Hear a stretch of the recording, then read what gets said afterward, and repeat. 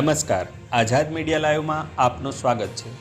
હમણાં આપણે બધા જોઈ રહ્યા છીએ કે અચાનક બધામાં દેશભક્તિની લહેર આવી છે। સારી વાત છે અને હોવી પણ જરૂરી છે, પરંતુ સાથે સાથે દેશનું અભિમાન એવા તિરંગાનું માન સન્માન જાળવવું એ પણ આપણા સૌની જવાબદારી છે, એ ભૂલવું જોઈએ નહીં।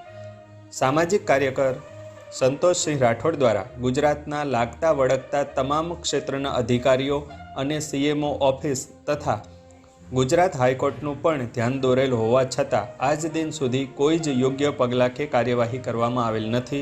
શું ગુજરાત સરકાર પોતાની ખોટી પ્રસિદ્ધિ મેળવવા માટે રાષ્ટ્રધ્વજનું અપમાન કરી રહી છે?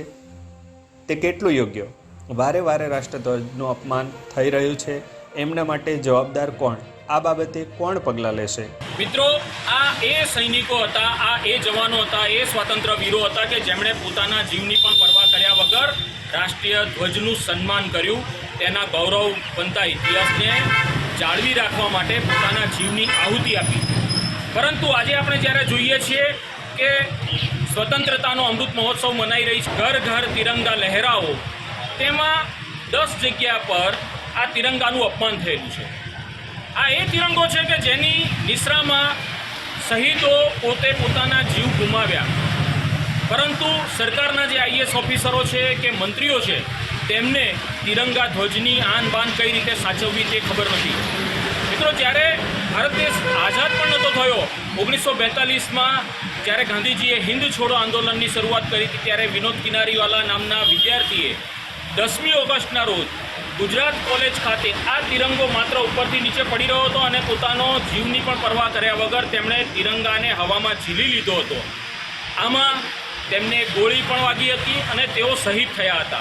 એટલે કે અત્યારે જ્યારે ભારતની અંદર ફ્લેગ કોડ 2002 બનાવવામાં આવ્યો છે, જે તિરંગાની આન બાન અને શાન કઈ રીતે સાચવી રાખવાની, કઈ રીતે તિરંગો લહેરાવવાના, એ બધા નિયમો જ્યારે બનાવવામાં આવ્યો છે, આઝાદી પહેલાં પણ જ્યારે આવા કોઈ પણ નિયમો નહોતા બનાવ્યા આવ્યા ત્યારથી જે પણ શહીદો હતા તે શહીદોએ આની આન બાન મર્યાદાને સાચવી છે।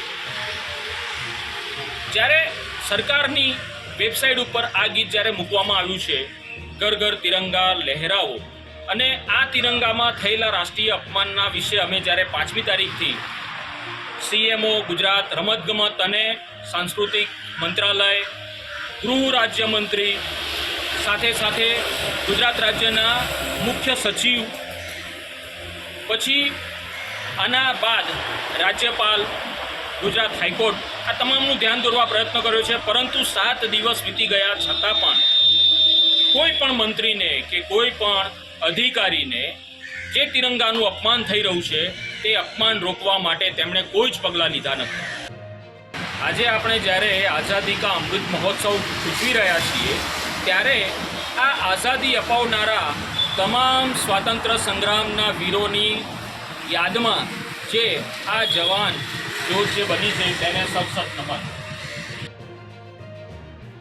બ્યુરો ચીફ સુરેશભાઈ ડાભી સાથે એન્કર વનમાળી ઠાકોર, આઝાદ મીડિયા લાઈવ।